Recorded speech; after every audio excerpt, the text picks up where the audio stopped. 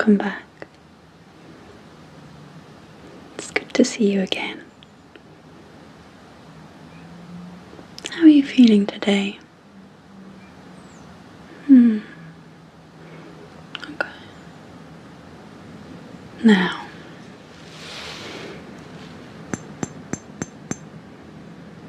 today,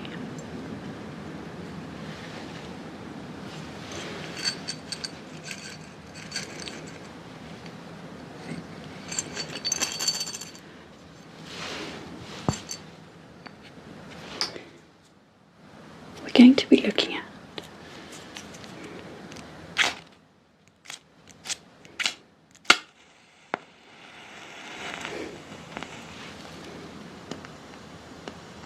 our emotions.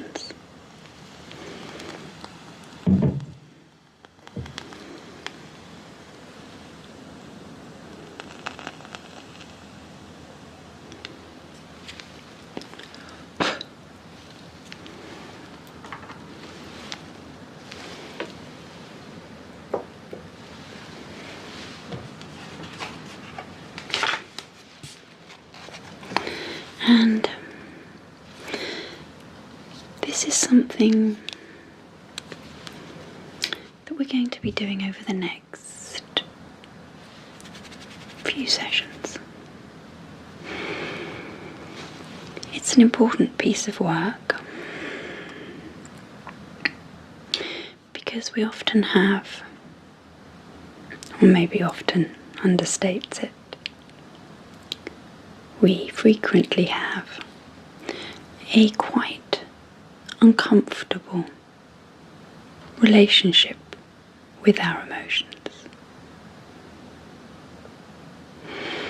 So it's important to work on that and see if we can improve that. Now, we're going to begin by looking at your diary. So you keep a diary for me at the end of every day to record your emotions. And I think it's one of the most important things that we can do if we are trying to change how we interact with our emotions. It helps us to step back a little bit. Emotions are so powerful, they can consume us. We can almost feel as if we become them. That's all we are. We feel anxious, and we can't see past that. And this is one of the reasons that I suggest that at the end of every day, maybe when you're brushing your teeth, a couple of minutes when there's nothing else to do but stand and clean your teeth, you have some space to consider how you've been feeling, to rate those 4 emotions: happy, sad, angry, anxious, and by rating them on a scale of 0 to 10, you can begin to step back and maybe separate yourself from them a little bit, so there is more to your experience than just how you feel about it. Now, of course, that's all well and good if you're feeling great about something, but if you're not, you have, I suppose, placed all of your eggs in that proverbial basket. So, this daily emotions diary can be incredibly helpful to begin that process of relating to ourselves in a slightly different way. So let's take a look. Is that it there? Okay. Let's have a look.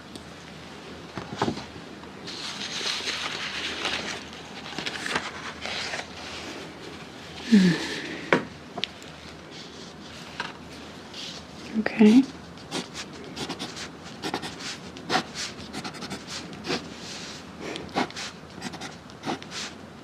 Okay. I can see that some days have been better than others, but you've kept it consistently, which is the most important thing.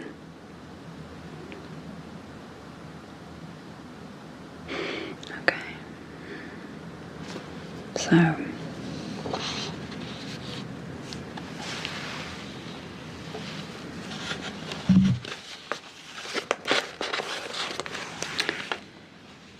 as we've said before, there are 4 main emotions: happy, sad, angry, and anxious.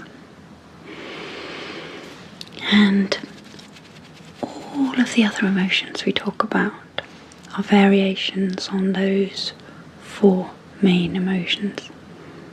And I think it can be quite helpful to keep that in our minds. There are only 4, and it's lovely when we are being expressive or creative, and there are different words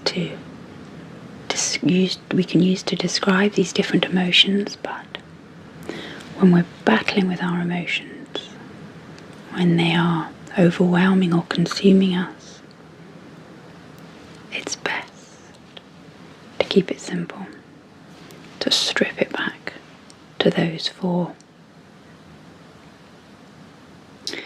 Now, probably one of the reasons that it's so easy to be overwhelmed by our emotions in a not good way is because 3 of those 4 emotions can be quite uncomfortable. So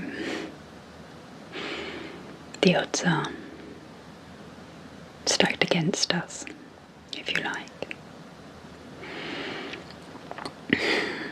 But it's really important that we try and get out of the mindset of thinking of emotions as good and bad. Instead, thinking of them as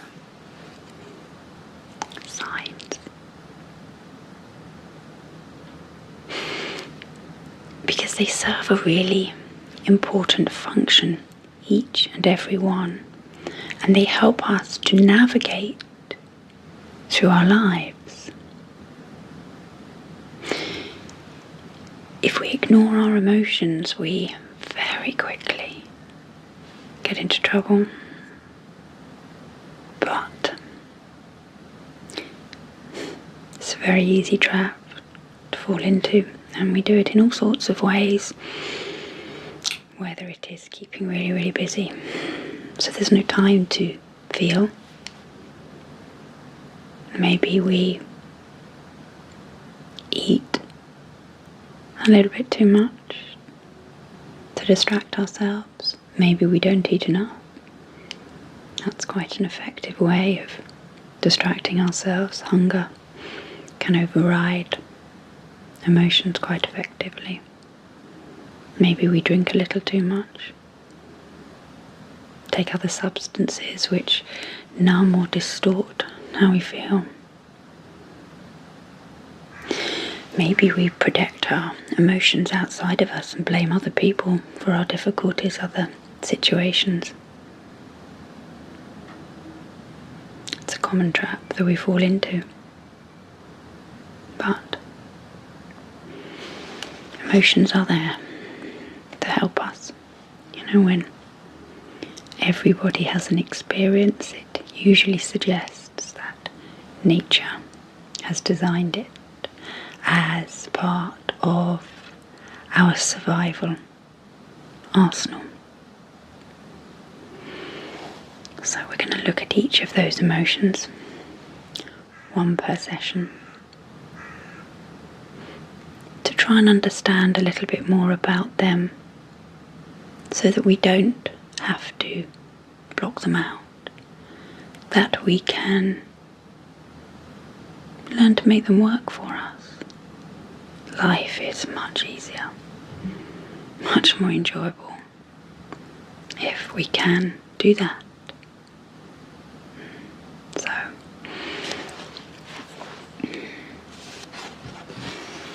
I think we're going to start with anxiety today. Maybe because its function, the function it serves, is the easiest to understand, to grasp. Always think when you're starting something new, start with the easiest thing. Warms you up. Okay. So,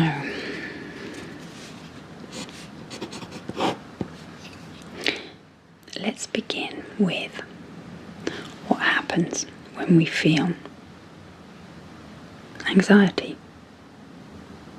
That can be quite a helpful thing to do.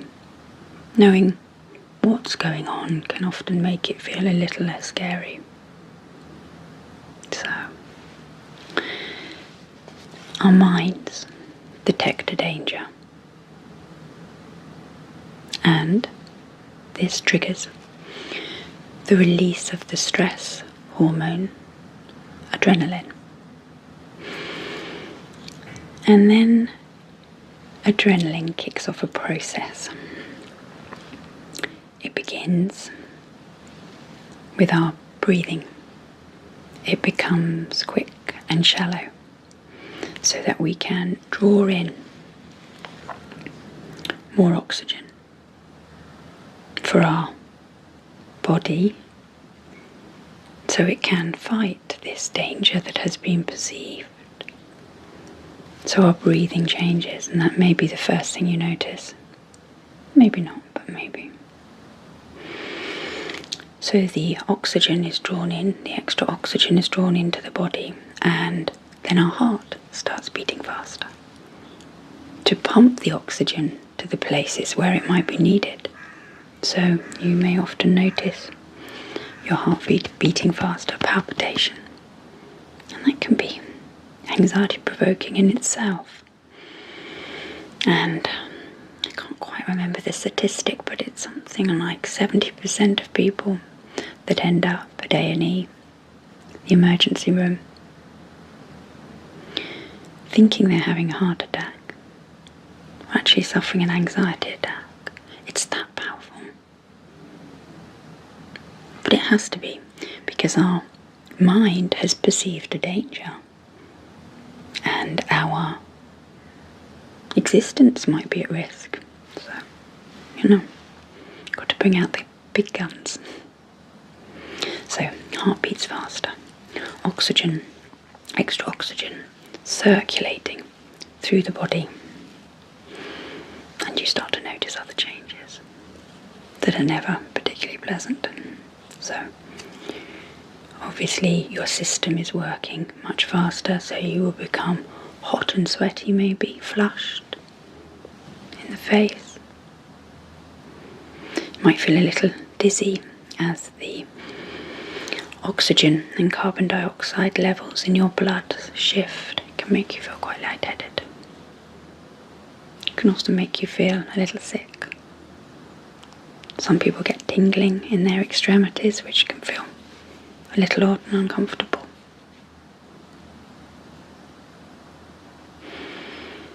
Now, this is a bit like when you're driving a car and you put your foot on the accelerator, pump petrol into the engine. Instead, we're pumping adrenaline into our engine. Now, if your mind continues to perceive danger, your foot stays down on that accelerator and a second hormone is released called cortisol. And this is kind of when, oops, dropped the lid of my pen, hold on. Sorry, that was a bit of a loud noise. When the cortisol is released, this is when we can start to experience some negative effects on our health and well-being.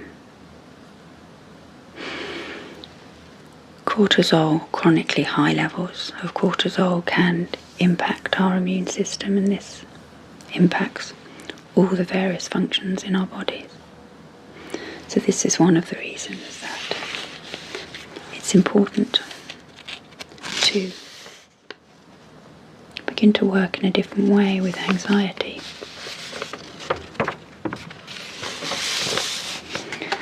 But in essence, anxiety is there to protect us, or to help us protect ourselves. But as you'll know, if you experience a lot of anxiety, it's not always there to serve a useful function. So I'm going to draw you a diagram now to explain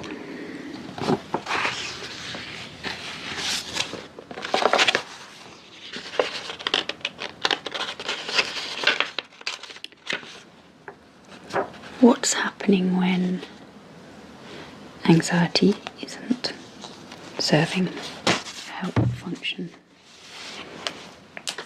So let's see, so if we write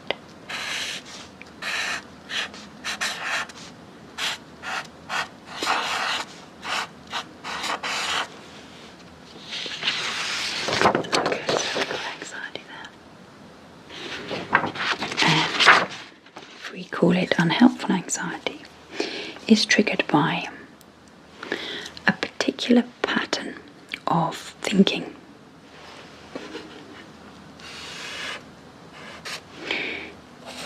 Two thoughts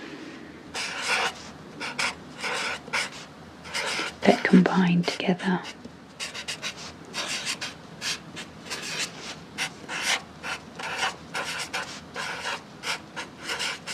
The first one, overestimating a disaster. That combines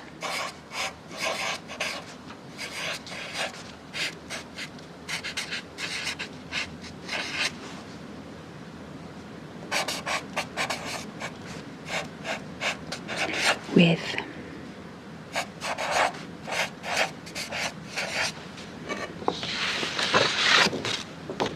an underestimation of our ability to cope with that disaster.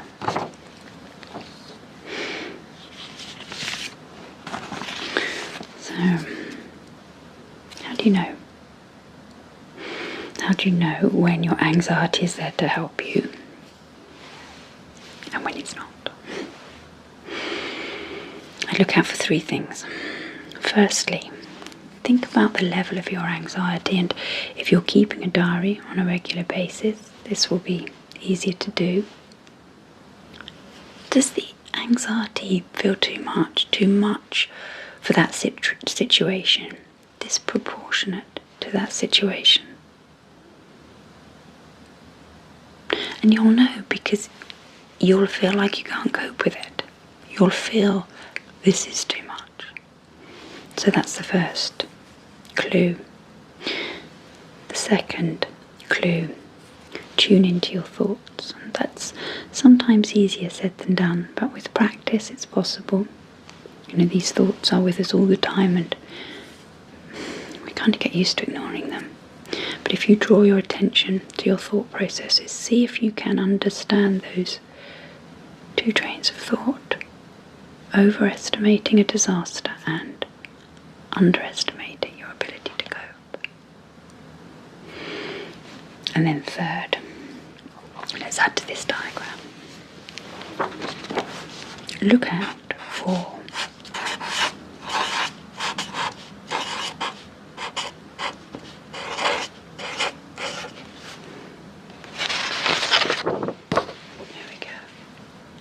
what are you doing? What's your behaviour? What does your anxiety lead you to do? Is it leading you to do something helpful that looks like it might benefit you or not?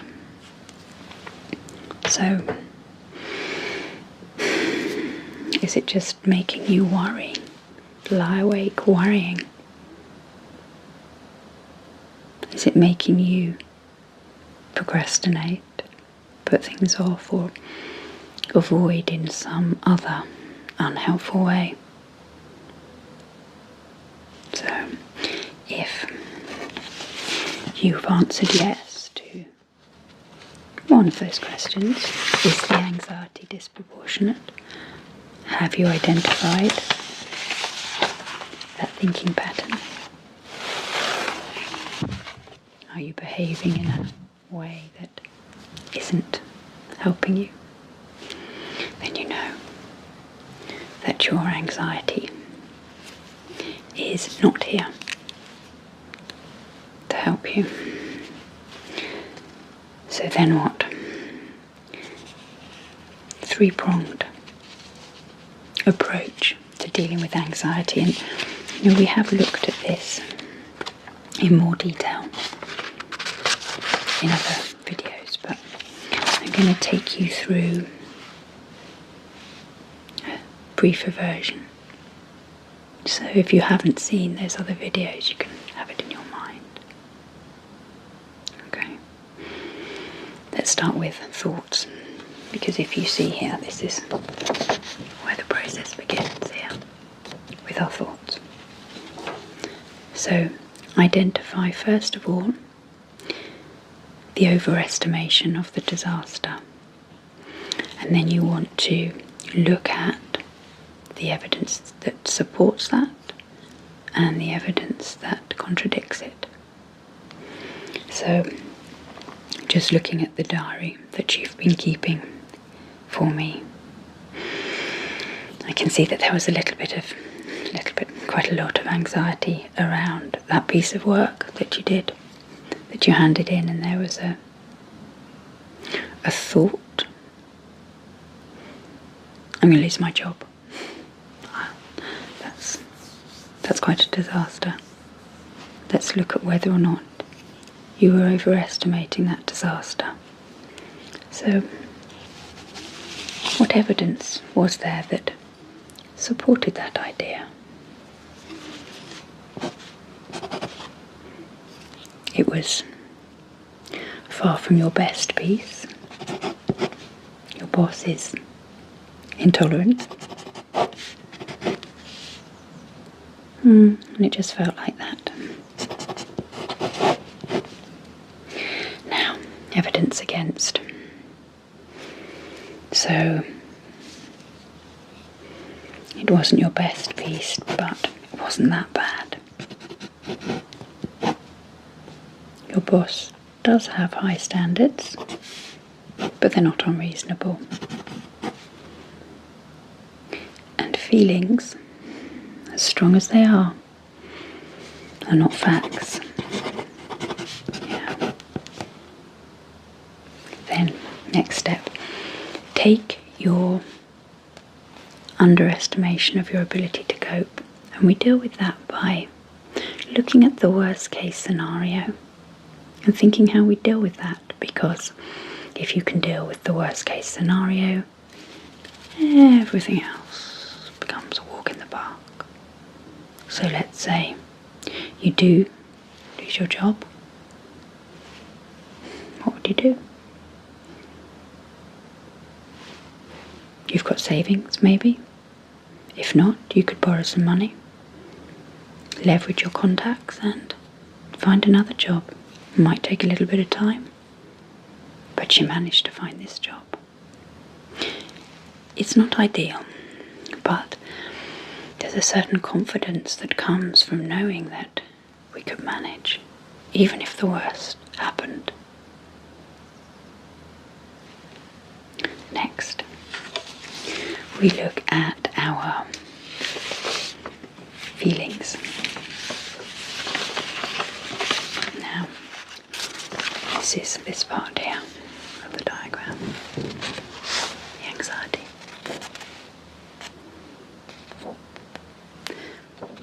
Here what you can do is you can use your breathing very, very simply to calm your nervous system and stem the release of that adrenaline and that cortisol. We've looked at breathing techniques at other points.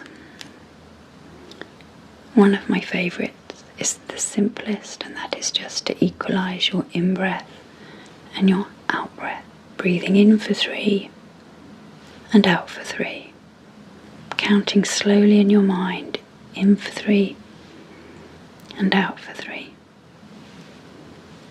In for 3 and out for 3. Just until you feel a little calmer. And then the third part of this approach is to look at the behaviour. Back to the diagram. Just here. Your mind should be a little calmer now that you have looked at your thoughts and calmed your nervous system. So with this calmer mind, you then brainstorm alternative courses of action, alternatives to the ones you're currently using. And a brainstorm, the essence of that is to write everything down, not to evaluate or dismiss anything, just get it all out there. And then with your calm mind, go back through the options and see which ones might work. So, I don't know, maybe you talk to your boss or seek some advice from a colleague. Maybe you ask for an extension and you redo the piece of work. But with a calmer mind, you will be able to identify options that you can't identify when you're feeling very, very anxious. Okay. The takeaway here is emotions are here to stay, and we do have to make our peace with that. But if we can understand our emotions, the function that they serve, it places us in a much stronger position to work with them, to make them work for us, to use them for the purpose that they were intended, to help us to navigate through our lives, to keep us safe. It takes a bit of practice, but it's very possible, and this approach to emotions will lead you towards a much calmer, more confident version of yourself. Okay. I hope that was helpful. I hope there's something in there that you can use.